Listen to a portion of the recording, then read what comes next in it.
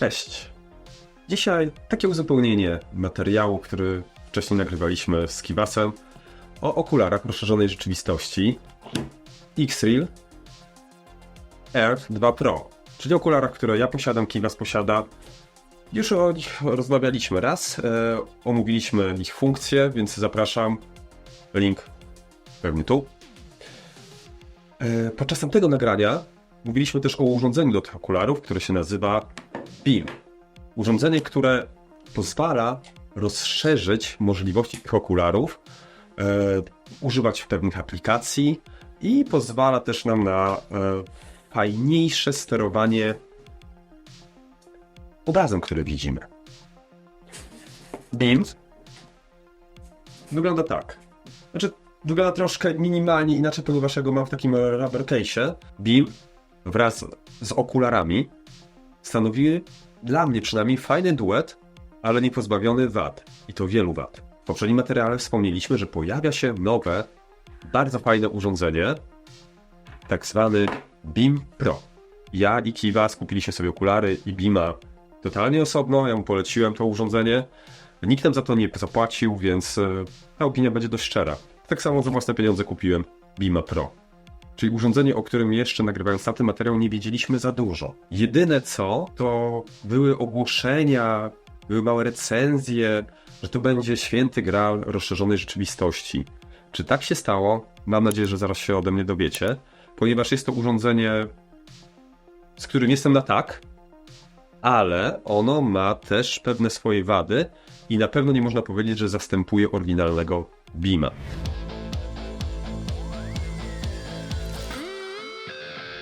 Dobra, ale jak to działa?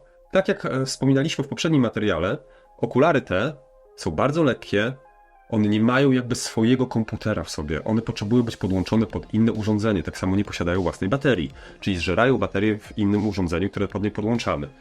I o ile ma się telefony z Androidem, zwłaszcza Samsungi, ja używam sam Samsunga, nie miałem problemu z zainstalowaniem tzw. aplikacji Nebula, która sprawiła, że te okulary po prostu wyświetlały mi obraz nałożony, przeglądarkę internetową, Instagrama przede mną w sposób taki, który można określić typowym augmented reality.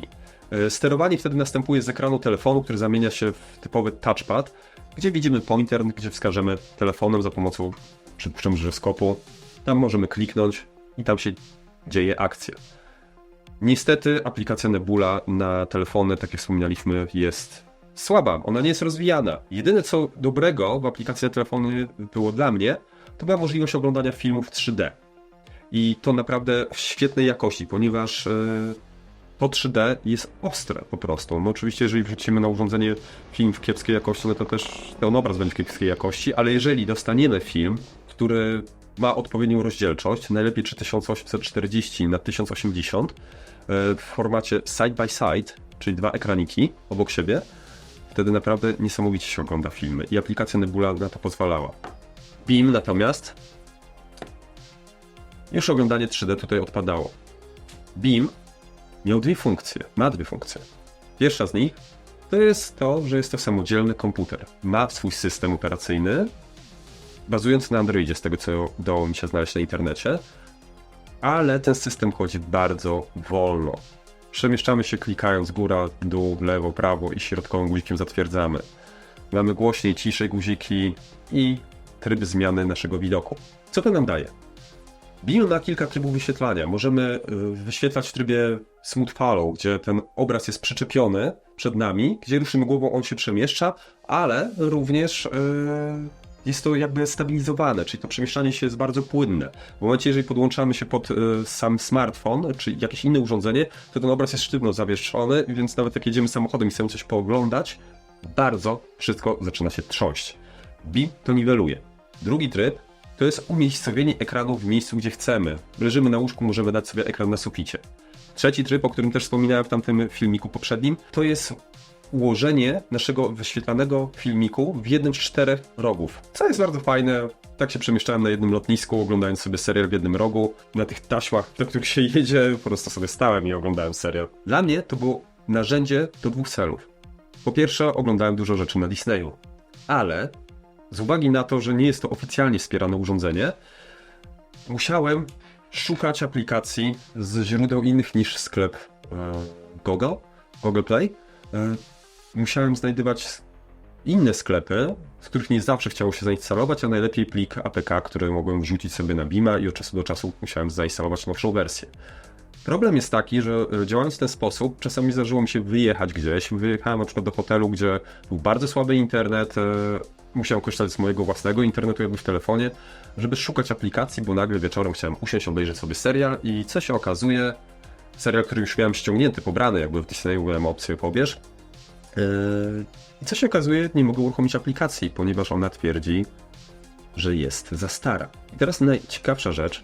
Ona wiedziała, że jest za stara, mimo że nie odpalałem jej w momencie, kiedy wyszła ta aktualizacja. Odpalałem co innego, na przykład Prime'a albo Netflixa. W tym momencie już gdzieś tam informacja o tym, że jest nowsza wersja dostawała się. Strasznie wkurzająca sprawa. Ale drugie zastosowanie, które jest genialne w Beamie, to jest to. Mamy dwa wyjścia USB. Jedno jest na USB-C, jedno jest na okulary, drugie jest do ładowania urządzenia albo do podłączenia zewnętrznego urządzenia, gdzie Beam stanowi pewien pomost. Świetna sprawa. I niestety ta świetna sprawa jest zarezerwowana tylko i wyłącznie dla tego urządzenia.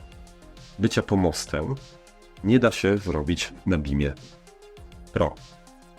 Dlatego też Beam Pro nie jest zastępnikiem zwykłego Beama. Z tego prostego względu. Beam Pro jest to całkowicie inne urządzenie, służące do kompletnie innych celów. Rozwija wiele opcji, których brakowało w Beamie, ale nie stanowi tego pomostu. I to jest dość spora wada. Dlaczego? Mamy dwa wejścia USB-C, jedno jest na okulary. To samo na okulary wejście służy nam również do podłączenia pod komputer i zgranie sobie plików na urządzenie, ale drugie wejście służy tylko i wyłącznie do ładowania. Z brakiem pomostu mam spory problem, ze względu na to, że jako użytkownik MacBooka korzystam z aplikacji Nebula. Aplikacja Nebula na Maca bardzo fajnie działa pod względem umiejscowienia kilku ekranów przed sobą. Można położyć 1, 2, 3 ekrany nawet, ale ona jeszcze jest w fazie beta. Ona ciągle nie jest dopracowana do tego stopnia, żeby można było bardzo wygodnie pracować. Po prostu lekko się trzęsie. Z każdą poprawką jest tego coraz mniej, ale jednak to występuje. Przepuszczenie przez Beama jako pomost pozwalało co prawda na korzystanie z jednego ekranu, ale dowolnie położonego w przestrzeni. Zresztą aplikacja Nebula też pozwala dowolnie położyć w przestrzeni, ale tam, gdzie my go położyliśmy, on już był bardzo, bardzo przyklejony do tego miejsca. Na tych trzech ekranach w aplikacji Nebula bez użycia Beama oczywiście da się pracować, ale wszelkie jakieś dynamiczne ruchy głową sprawiały, że traciło to wygodę.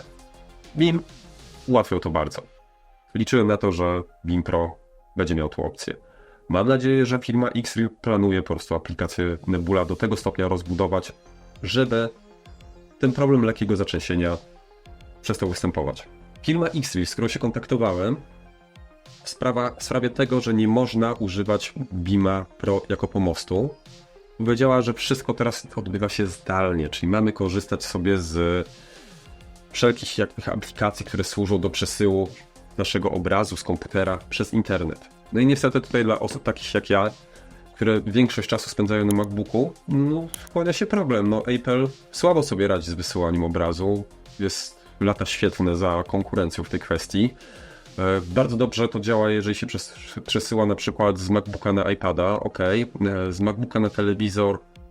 Akurat w moim przypadku nie mam złych doświadczeń, ale przesyłanie na inne urządzenia, które w teorii powinny dobrze odbierać, które współpracują z Apple'em, często po prostu się tnie. Zresztą to jest temat rzeka, o którym jest masa dyskusji na internecie i w tym przypadku również. Raz mi udało się uruchomić Maca na Beamie zdalnie w taki sposób, żeby to się nie zacinało. Xreal twierdzi, że to jest kwestia jakichś protokołów, ustawień Wi-Fi, korzystania z różnych jakby herców. Nie wchodzę w te szczegóły. Nie działa to na zasadzie plug and play. Click and play. Smutne. Mam nadzieję, że to zostanie poprawione. Co nam daje Beam Pro? Beam Pro wygląda jak telefon. Ma system Android w wersji 14 z nakładką Nebula. możemy absolutnie wszystkie aplikacje ze sklepu Google Play ściągać i zainstalować i używać w naszej rozszerzonej rzeczywistości. Każda aplikacja powinna działać. Ciekawostka. Nie wiemy oficjalnie, jaki znajduje się procesor w tym urządzeniu. Zgodnie z tym, co mówi się na internecie, nie jest to najmocniejszy procesor, jest to Snapdragon 6 pierwszej generacji, czyli procesor używany w średniakach, krótko mówiąc. Nie jest to zły procesor, nie jest to też topowy procesor, ale absolutnie do tego urządzenia wystarczy. Ja kupiłem sobie wersję z 256 pamięci i 8 GB RAMu. Jest wersja też 128 na 6 GB RAMu. Ma być w sprzedaży niebawem wersja z możliwością wsadzenia karty SIM, wersja 5G. Ale kiedy będzie, nie wiadomo, na pewno będzie też droższa. Zwykła wersja kosztuje około 1000 zł, ta kosztuje 1200. Uważałem, że 8 GB RAMu to jest podstawa, żeby to było urządzenie przyszłościowe. Co nam daje BIM poza aplikacjami? O rozszerzonej rzeczywistości, w przeciwieństwie do aplikacji Nebula na telefony, nie możemy sobie położyć wielu okienek. Tutaj mamy jedno główne okienko, albo możemy uruchomić dwie aplikacje naraz. Fajnie to wygląda, szkoda, że nie możemy zrobić ich więcej, ale to jest absolutnie wystarczająca rzecz. Możemy oglądać Netflixa, Disneya, wszystkie VOD, jakie możemy zainstalować na innych telefonach z Androidem. I w przeciwieństwie do zwykłego Beama, one wszystkie chodzą w normalnej, pełnej jakości, ponieważ na zwykłym Beamie często bywało tak, że nie mieliśmy tej pełnej jakości ze względu na to, że dana wersja aplikacji po prostu stwierdzała, że to jest urządzenie niewspierane i puszczała to w najgorszej jakości. Kontrola odbywa się tak samo jak w aplikacji Nebula, czyli jak już wyjdziemy z trybu, który jest typowym Androidem, na aplikację, jeżeli wyjdziemy z tego trybu, to znaczy, jeżeli podłączymy okulary, zobaczymy, co się dzieje. Nasze urządzenie przechodzi w tryb nakładki, która właśnie się nazywa Nebula, wykrywa okulary i w tym momencie zamienia się w touchpada. Mamy touchpad, gdzie sobie sterujemy, kliknięciem zatwierdzamy. Wszystko widać już teraz tylko i wyłącznie w okularach. No ale zapytacie się, do czego może to służyć, skoro to jest tylko Android, to nie jest komputer. Beam Pro, przez to, że działa jak telefon, przez to, że ma te wszystkie opcje telefonu, pozwala na podłączanie też wielu urządzeń na Bluetoothie. O ile Beam zwykły też pozwalał, tak nieraz z nim się kłóciłem, jeżeli chodzi o podłączenie choćby słuchawek. Po prostu nie wykrywał ich przez długi czas, mimo że wcześniej miał sparowane, zapamiętane. Beam Pro nie ma tego problemu. Można podłączyć słuchawki, można podłączyć klawiaturę z touchpadem, można podłączyć wszystko, co się żywnie podoba, co w innym telefonie z Androidem by się podłączyło. Ja na przykład miałem taką sytuację, że wziąłem moją małą składaną klawiaturę, która ma tutaj touchpad, założyłem słuchawki na uszy, puściłem sobie muzyczkę, którą już wcześniej miałem ściągniętą w YouTube Music i odpaliłem program do pisania tekstów i na tej klawiaturze razem z touchpadem udało mi się zrobić sprawozdanie z pewnej sytuacji. Będąc w podróży, nie posiadając dużego komputera za sobą, tylko to wszystko zajmowało małą kieszonkę w plecaku. A okulary i tak ze sobą bym brał, które zajmują trochę więcej miejsca w swoim etui, ale do oglądania rzeczy je miałem ze sobą. System, który tutaj jest stosowany, idealnie nadaje się do grania. Jeżeli ktoś jest fanem gier, to na Beamie można naprawdę grać po pierwsze w gry z Androida, ale też można używać emulatorów. Ten procesor naprawdę daje radę i bardzo fajnie wychodzi emulacja gier z PlayStation 2. Moja PlayStation 2 się uszkodziła, nie czyta pod DVD, tylko zostały CD-ki i naprawdę zwykłe ROMy można tutaj sobie zainstalować, gier, które oczywiście posiadamy i to działa.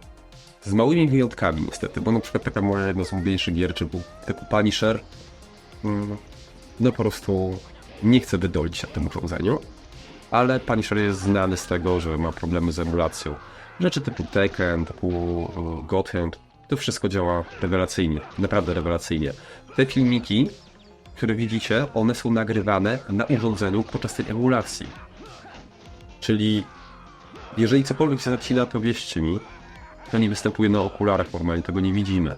To może być kwestia tego, że włączyłem nagrywanie i dorzuciłem jakby kolejny proces do tego urządzenia, który mnie obciąży. Kolejna sprawa. Streaming gier. Ja już lata temu przestałem bać się streamingu gier. Kiedy jeszcze korzystałem z abonamentu PS Now na PlayStation 4, ogrywałem gry z PlayStation 3. Przez latach tak grałem. Widziałem ewolucję jakby streamingu z 720p na Full HD i powiem wam szczerze, nie ma czego się obawiać. To naprawdę dobrze działa i gra zdalna też świetnie działa. Beam ma jeszcze ciekawą opcję taką, że dużo szybciej się ładuje Beam Pro od Beama zwykłego. Tutaj mamy obsługę ładowarek 27W. Ładowarka nam nie przychodzi w zestawie, o tym pamiętajcie.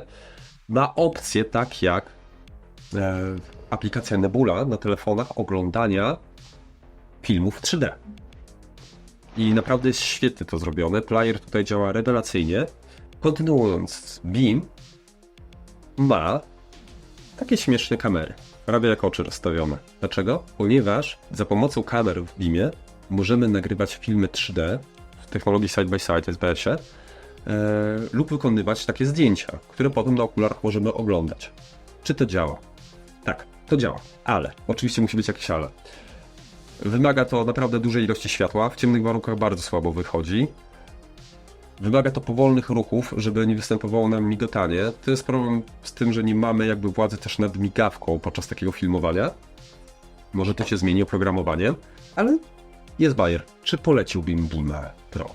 Jeżeli potrzebujecie urządzenia do pracy, które wam ustabilizuje ekran z komputera, czy to jest MacBook, nie wiem jak z PC-tem, bo nie mam PC-ta żadnego z wyjściem na USB-C, no to nie. Te opcje łączenia bezprzewodowe po prostu słabo działają. Chyba że mówimy o takiej grze zdalnej w PlayStation. To naprawdę bardzo fajnie działa. Czy jeżeli chodzi o pracę jakąś biurową i tego typu rzeczy? Tak. Możemy sobie edytować teksty, możemy przeglądać maile. Jeżeli mamy w wyposażeniu choćby taką właśnie malutką klawiaturkę, która naprawdę robi robotę, no to powiem wam, że to jest bardzo fajne urządzenie do podróży, które powiększa naszą wydajność. Pamiętajmy o tym, co mówiliśmy z Kiwasem, jeżeli chodzi o jakość tych okularów. Te okulary mają rewelacyjne odzwierciedlenie kolorów i mają rewelacyjną rozdzielczość. Tutaj mamy Full HD na każde oko. Absolutnie to wystarcza do oglądania, do pracy nad grafiką, do różnych rzeczy. Naprawdę nawet w nich mógłbym się pokusić o słowa, za które pewnie część was by chciała mnie zjeść. Da się tu wykonywać kolor korekcję. Na poziomie bardzo podstawowym, takim, że potem sobie odpalimy bez okularów to na ekranie i możemy się zdziwić, bo nagle się okazuje, że nic nie trzeba poprawiać potem, że one naprawdę mają rewelacyjną jakość. Słuchajcie, teraz żyjemy w czasach, kiedy te okulary augmented reality bardzo się rozwijają i Meta zaprezentuje niebawem pewnie swoje okulary, które już wiemy, że będą rewelacyjne po pierwszych testach, tylko że to nie będzie to samo. Okulary Mety będą typowo rozszerzoną rzeczywistością, tam będzie inny system sterowania, tam będzie opaska na nadgarstek i osobne urządzenie Bluetooth. One będą fajne, ale X-Real, jako gracz, który jednak dominuje na tym rynku od wielu, wielu lat, jeszcze za czasów, kiedy się nazywali Nreal, ma te fajne opcje właśnie przyciemniania. Naciskamy guziczek i się te okulary po prostu ściemniają, oczywiście jeżeli są podłączone. O. To jest siła tych okularów. W nich można sobie po prostu potajemnie oglądać, co tylko chcemy w podróży. Nie widać od frontu, że coś oglądamy, one tylko z boku są lekko większe. Więc od boku niestety widać, że coś się dzieje, że mamy tutaj kabelek z tyłu puszczony też, ale to naprawdę nie przeszkadza. W tym, co Meta szykuje, niestety będzie widać, że mamy coś nietypowego na twarzy. Zobaczymy, jak firma X3 się rozwinie, ponieważ wersja Ultra, która już zawiera kamery, no jest takim beta podejściem do systemu, gdzie będziemy mieli sterowanie rękami w małej formie, czyli dalej w okularach, które ważą 75-80 gram. To jest coś niesamowitego. Do pierwszych osób wersja Ultra trafiła. Na razie nie warto się nią interesować z tego, co mi wiadomo, ponieważ no te systemy z kamerami tam po prostu jeszcze nie mają na czym działać. Nie ma dostatecznej ilości aplikacji. Jeżeli chodzi o Beama Pro, urządzenie moim zdaniem rewelacyjne, ale też nie dla każdego. Nie jest zastępnikiem Beama, bo nie jest to most. Jest typowym rozszerzeniem Androida, odciąża nam telefon. Czyli jeżeli mamy telefon, na którym oglądaliśmy film, tak jak ja sobie, nie wiem, lecę samolotem, puszczam Dreada 3D, nagle się okazuje, że mam 50% baterii na telefonie, a mam telefon akurat, który naprawdę świetnie trzyma na baterii, no to tak nie fajnie. Ale teraz mogę sobie odpalić Beama, który po prostu zastępuje mi telefon. Jadę na baterii z Beama, która na spokojnie wystarczy na około 3 godziny oglądania. I dość szybko się ładuje. Dobrze sprasowany, tani plastik w dotyku. samo urządzenie, jak jest odpalone, nie robi wrażenia taniego, ale jednak to nie jest półka premium. Pamiętajmy, że to jest urządzenie w podstawowej wersji kosztujące 1000 zł. Umiejscowienie guzików, bardzo fajne. Włączenie, głośność i przestawianie trybów. Ale nie mamy tych wszystkich trybów, takie jakie mieliśmy w zwykłym BIM-ie. Tutaj mamy tryb śledzenia i mamy tryb położenia ekranu w danym miejscu. Nie możemy sobie umieścić w którymś z 4 rogów. Też trochę szkoda. Lubię ten tryb. Ale mając jedno, drugie urządzenie, jakoś to ogarnę. Jest to rewolucja. W dzisiejszych czasach w oczekiwaniu na sprzęt mały, w rozszerzonej rzeczywistości, firma Xreal po prostu pokazuje, że można to zrobić w sposób przyjemny i tani. Okej, nie mamy gestów, za to mamy możliwość podłączenia urządzenia, które nam daje wszelkie aplikacje z Google Play i fajny sposób sterowania jak za pomocą pilota. I tak naprawdę kupując okulary w wersji zwykłej, najtańszej, można kupić chyba za 1600 zł. Dwa Pro polecam, bo naprawdę to ściemnianie jest super.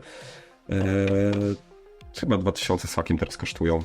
Jeszcze jest równie na różnych portalach. Naprawdę w kwocie 3000 można się zamknąć z fajnym urządzeniem, które pozwala na fajną zabawę w świecie rozszerzonej rzeczywistości. I abstrahując od tej rozszerzonej rzeczywistości, służy jako ekran kinowy, wielki monitor do grania, w sumie ekran kinowy do grania. Jest rewelacyjny. Mogliby w następnych wersjach w okularach tylko poprawić trochę te głośniczki, które tu są, bo rzeczywiście, tak jak wspomnieliśmy z Kivasem, są po prostu ciche. Ale wieczorem bez problemu. A z BIM Pro słuchawki się podłącza w sekundę. Słuchajcie, jeżeli chcecie więcej takich nowinek, jeżeli podoba wam się taka forma techniczna, proszę, dajcie nam suba, lubcie ten film, kliknijcie dzwoneczek. To jest pierwszy taki film, gdzie, w sumie drugi, bo akurat nagrywaliśmy, nie wiem, kiedy pierwszy się ukaże, gdzie pokazujemy twarz, zarządzi nasz głównodowodzący. Ale pamiętajcie, jeżeli chcecie więcej, polubcie nas, bo to naprawdę nas motywuje bardzo do działania. Zapraszam do dyskusji, komentowania. Trzymajcie się.